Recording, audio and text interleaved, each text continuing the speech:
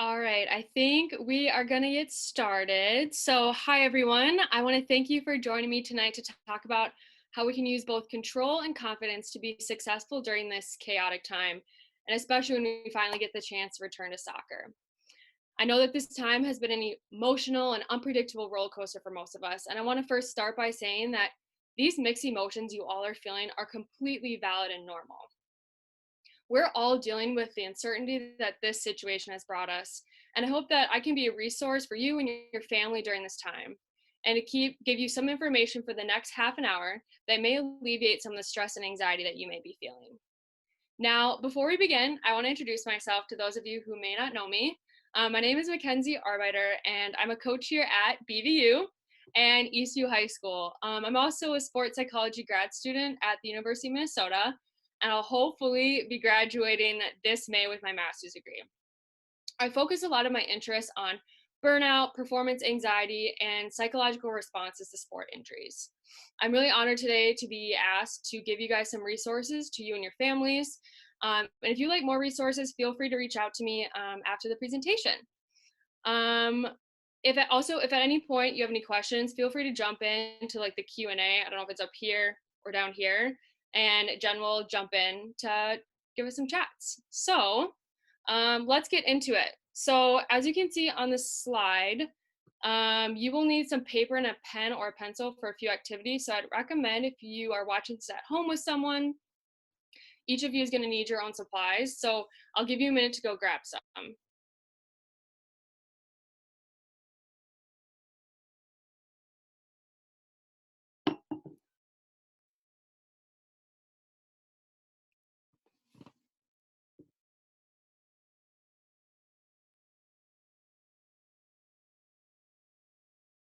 All right, I feel like that's enough time. So let's get started. Now to start, I want to first start with some relaxation to get you to be mentally prepared to be fully in the moment with me for the next half an hour. When I can tell that my athletes are not feeling fully present for games or are worried about either school or their ability to perform, I like to have a quick mindful moment with them to get them in the present moment mindset. If any of my ECU girls are on here, they know exactly what I'm talking about. Having a mindful moment prior to activity is important because it gets you in the right headspace to feel prepared to be engaged in your set activity. All right, so what I need you to do is sit comfortably in your chair or on your floor, but just don't lay down. Close your eyes when you're ready. I'm going to walk you through some relaxation. If at any point you find your mind wandering, don't be discouraged. Just find yourself back to the sound of my voice. All right, so close your eyes. Take a deep breath and allow it to expand your abdomen. Hold for a few seconds and exhale slowly. As you breathe in, notice your stomach rising and your lungs filling with air.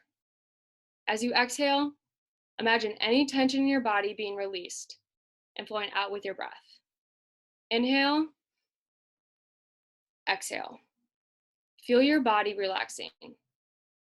As you go through each of the next steps, remember to keep breathing. Now tighten the muscles in your forehead by raising your eyebrows as high as you can. Hold for 5 seconds and then release. Feeling that tension fall away. Pause and continue to breathe. Next, smile widely, feeling your mouth and cheeks tense.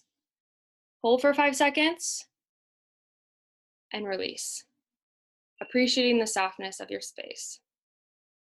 Next, tighten your eye muscles by squinting your eyelids tightly shut.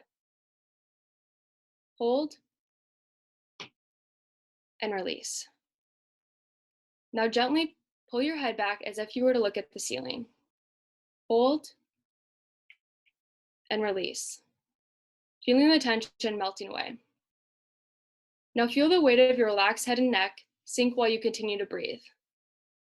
I want you to let go of the remaining stress in your head and neck. Tightly, without straining, clench your fists and hold this position for 5 seconds. And release. Continue to breathe. Flex your biceps. Feel the tension. You may even visualize that muscle tightening. Hold for about 5 seconds and release. Tighten your triceps by extending your arms out and locking your elbows. Hold for about 5 seconds and release. Now lift your shoulders up as if you can touch your ears. Hold and release. Now tense your upper back by pulling your shoulders back to try and make your shoulder blades touch.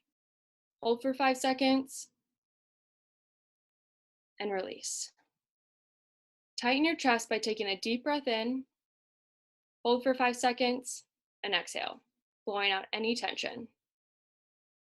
Now I want you to tighten the muscles in your stomach by sucking in, hold for 5 seconds, and release. Now gently arch your lower back. Relax. Feel the limpness in your upper body letting go of all the tension and stress. Hold for 5 seconds and relax. Now tighten your behind. Hold for 5 seconds and release. I want you to imagine your hips falling loose. Breathe. Tighten your thighs by pressing your knees together, as if you're holding a penny between them. Hold and release. Breathe in, breathe out. Now flex your feet, pulling your toes towards your knees, feeling the tension in your calves. Hold and relax. I want you to feel the weight of your legs sinking down. Pause and breathe. Continue to breathe in and out. In and out. When you're ready, you can open your eyes. Okay, now that we're both physically and mentally in the present, let's begin. All right, now confidence and control are two of my absolute favorite things to talk about with my athletes. At times, I find that our confidence and how we perceive control can really go hand in hand. When trying to improve our performances, especially on the field, when we feel that our performances or the world around us are out of our control, this can cause us to go down a path of anxiety, worry, and also decreased confidence. My goal today is to give you the resources to focus on what you have control of, either in sports or in this chaotic world we're living in today, and also to increase your self-confidence. Our attitudes and how we respond to situations are very much in our control, whether that be on the field or how we deal with COVID-19. The stress and worry we feel can increase the more we get caught up in thinking about how to control these things, which honestly are out of our control. I want you to take a minute. Think about a soccer game or whatever sport you may play. You're out at River Hills Park and you're about to go onto the pitch. From that point on, until the ref blows a whistle, what do you have full control over and what is out of your control? I want you to get out your piece of paper and I want you're gonna fill out this diagram. On this grid, you can see two boxes, one labeled controllable, the other uncontrollable. One important and the other unimportant. You're gonna take the next few minutes to think about everything that could happen during a game, like the ref, your attitude, your teammates, the opposing team, your keeper missing a shot on net, maybe a penalty kick. The list goes on. Really think about all the factors that could happen in a game, and you're going to place it on this grid. I want you to think about it. First, is this factor controllable or uncontrollable? Second, is this factor important or is it unimportant? Let's take, for example, the weather. We don't have control of the weather. Unless you're Mother Nature, which I'm pretty sure none of you are, it's out of our control. Also, is the weather important? Obviously, if it's drizzling, it's pretty unimportant. But if it's a thunderstorm, this could really impact the game. So now I want you to take out that sheet of paper, make your own grid. Think about all the factors in a game and place them on various parts of this grid. I'm going to give you about 1 to 2 minutes to do this.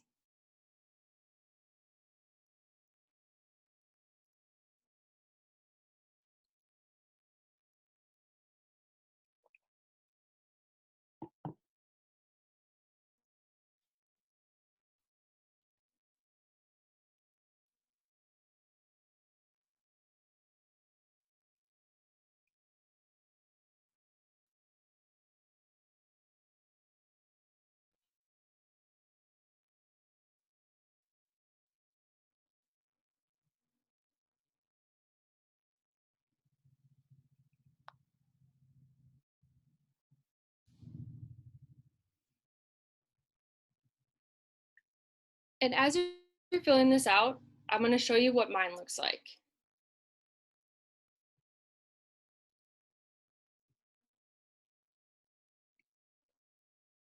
I really hope that this process makes you think a bit about the things that can happen during games and how we can truly only control ourselves.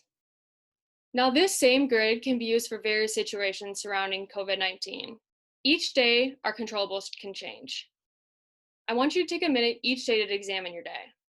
How am I going to have control of today, and how am I going to turn my focus from the uncontrollables to the controllables?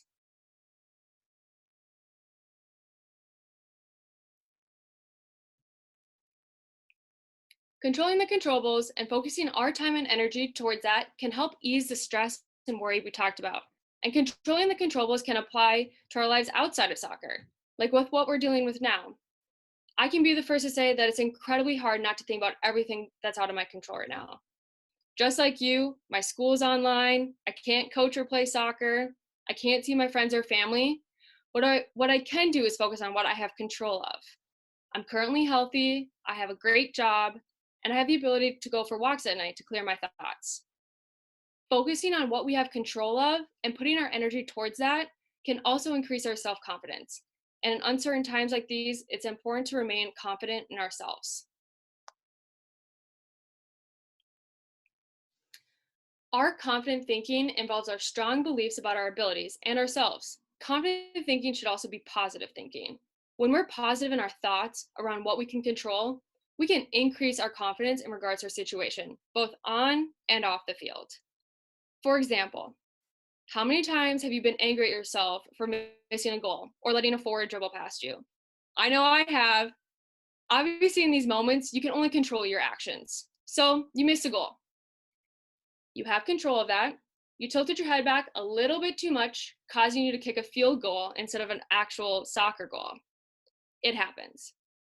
How can we react to these things, which is in our control, to increase our confidence? Using that same sheet of paper, or if you need to flip it over, I want you to write down one negative and one positive thought that you could say to yourself after missing this goal. I'll give you about 30 seconds.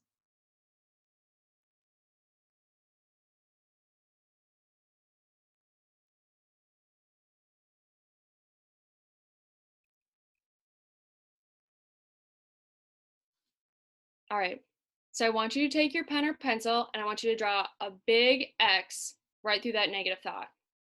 These negative thoughts that we say to ourselves regarding things within our control isn't going to help us on the field. In fact, it could cause us to have problems the next time we try and take a shot. I challenge you to learn how you can change your negative thoughts into more productive, positive thoughts. I want you to keep this same negative and positive thought chart for these next couple examples. When I say a controllable factor, I want you to write down one negative and one positive thought, and then immediately cross out the negative thought. Feel free to share your positive thought in the chat option. It's either above or below, because I'd love to read them. All right, first one. You're running down the field and you get called for offsides, which used to happen to me a lot. What are your thoughts?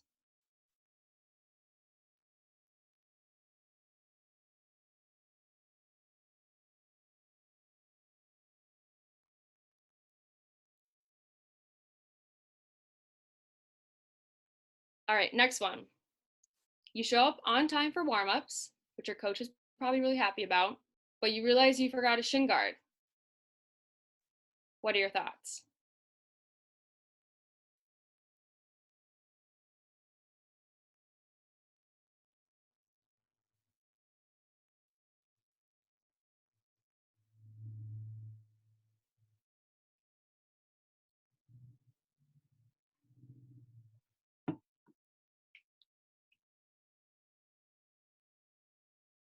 All right, and my last one. It's BVU Cup, and your team has made it to the championship. The game ends in a shootout. You're the last to kick, and you miss. Game over. What are your thoughts?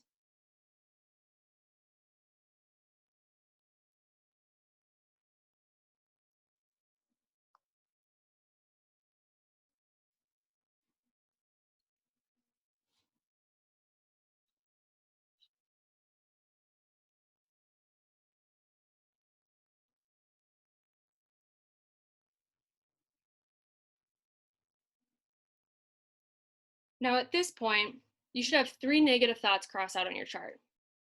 These exercises can be also used for things that you're dealing with outside soccer, like online schooling or having a hard time at home.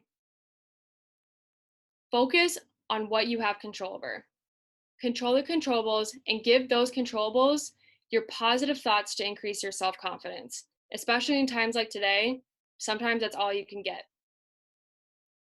Now, before I open it up to questions or comments, I want to leave you with a few things. Remember, the emotions that you're dealing with now or in soccer are normal. These roller coaster feelings are normal. You are not alone. If you feel overwhelmed with these feelings, I'd recommend talking with a trusted adult. Or I know of a few coaches that would be more than willing to talk to you. Next, control the controllables. Your energy is valuable, so put it towards where it's important. Let go of mistakes. Keep the past in the past. Stay focused on the present. Don't think about past games. Think about how you are going to play your very best at that moment. Next, stay relaxed.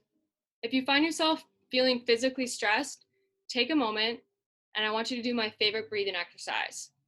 My Eastview girls know this. You're going to breathe in for 6, hold for 2, and breathe out for 7.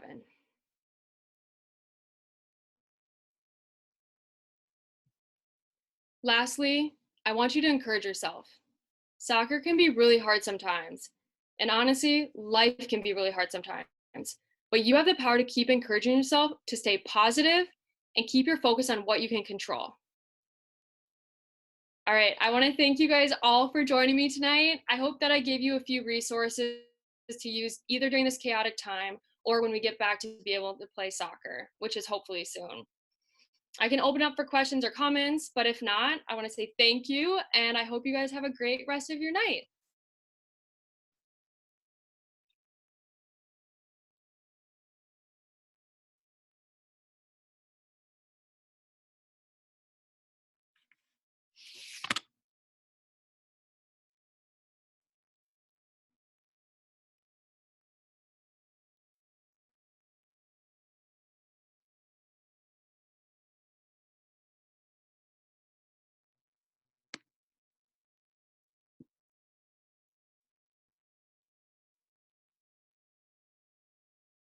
I'll stay on for a couple more minutes if you have any questions, but it looks like we don't really have any, so you guys, you're free to have a great night.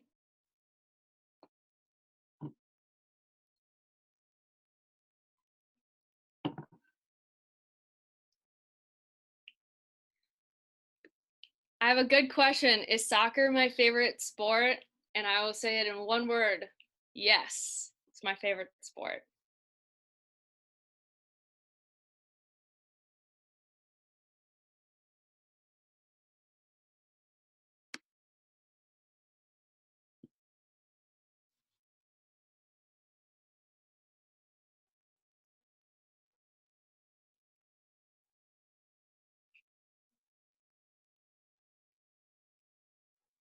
I see something has popped up, but I'm not sure. Jen, do you have option to hit the Q&A?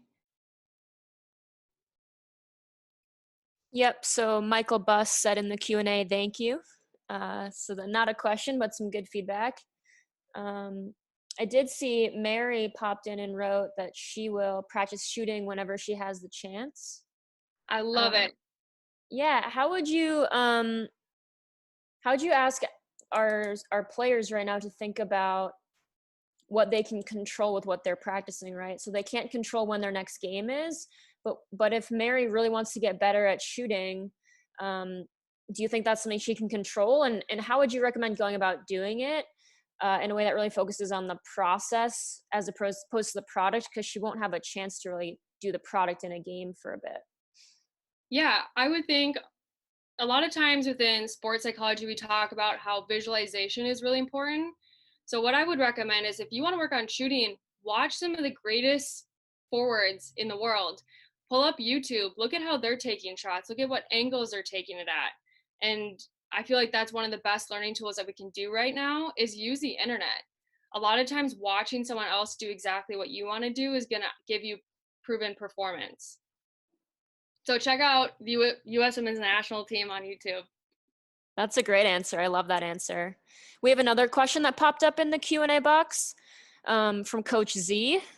He says, or he or she or they say, thanks for the webinar. What do you say to players during the game when they're stressing out about mistakes or the circumstances of the game? Obviously, you want to think about what's in your control. If it's you that made a mistake, think about how you're going to change that around to not make a mistake next time. So, if you missed a shot and you're mad at yourself, think, how am I going to make a shot next time? If it's because I've leaned back too much, think about next time I take a shot, I'm going to lean forward and put my whole body into it. So think about what you're going to do, not what you shouldn't have done. Yeah, I think that's really helpful. What do you say to players who have a hard time getting rid of those negative thoughts, right? It's the negative thought that pops into your head first. I know that sometimes was a challenge for me. How do you transition out of that? One thing that I think was helpful for some of my high school players this year was having a key word that they would say to themselves when they caught themselves in kind of a negative thought loop. Whether that be change is always a good word, like, okay, I'm noticing myself saying negative things about myself or negative things about my teammates. And you need to go, oh, I notice I'm saying something negative, change. And then they can get into a positive feedback loop in their head. I love that. Yeah, it takes work. I think Yeah, that's create key words that are really simple for you to say to yourself on the field, whether that's you being upset with yourself or maybe upset with your teammates or the opposing team or the ref. Always just having a key word is really helpful. So we've got another question that popped in. How can I deal when I'm being kicked a lot at a game? I always try to stay relaxed, but after 4 or 5 kicks, I start getting pretty mad, right? So what do you do if things during a game start to make you mad? I would say refocus your energy on what's going well in the game. Because if you keep focusing on what's not going well, it's going to keep happening. But focus on something that, yeah, so all these kicks are happening, but what is good happening? Focus your energy towards that, and you're going to keep noticing the good things, and then you'll start to notice your emotions start changing from negative to positive. How do you think coaches can help players sort of reframe and refocus on those more helpful, controllable and positive thoughts? Yeah, this is a really good question. I think one of the biggest things is being self-aware as an athlete, but then coaches also need to be aware of their athletes and understanding their athletes are thinking. So I think as coaches, sometimes we may not know what athletes are thinking, so ask them. If you see them on the sideline, kicking the dirt, sitting down with their head between their legs, don't just ignore them. Go over there and ask them what's going on. And I think understanding what thoughts are going in their head, you'll better understand how to help them. And I think one of the best things that you can do is also just do what I did and change those thoughts and be like, okay, you're mad at missing a goal. Let's talk about how you can make a goal. So completely change that conversation. But I think it's being aware of your athletes and understanding who your athletes are and the thoughts that they hear. Yeah, I'm hearing you touch on both the conversation the athlete is having with themselves in their head and also the conversation that they can have with others, whether it's, a coach or teammate or parent. Absolutely. We have a really important question from Mariah again. If soccer is your favorite sport, what is your second favorite sport? Oh, that's a good one. Uh, I feel like my whole life revolves around soccer. I would say probably hockey. Hockey lover in the state of Minnesota, no shock. Well, I don't see any other questions floating in, so I'd say last call for questions. We've got a really wonderful and knowledgeable presenter. And if you don't have any questions that hit you at this exact moment, you can see Mackenzie's contact information there, and I know she'd be willing to connect with you later. Yeah, I would love to connect with whoever wants to talk sports psych stuff or talk about your performances. you'll see me around this summer, definitely, if you're with.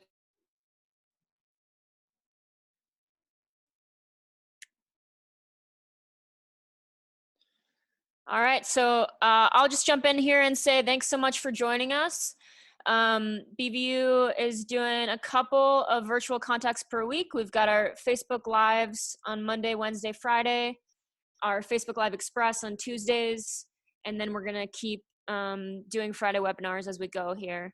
Hope you're all doing well and staying safe, and have a great night.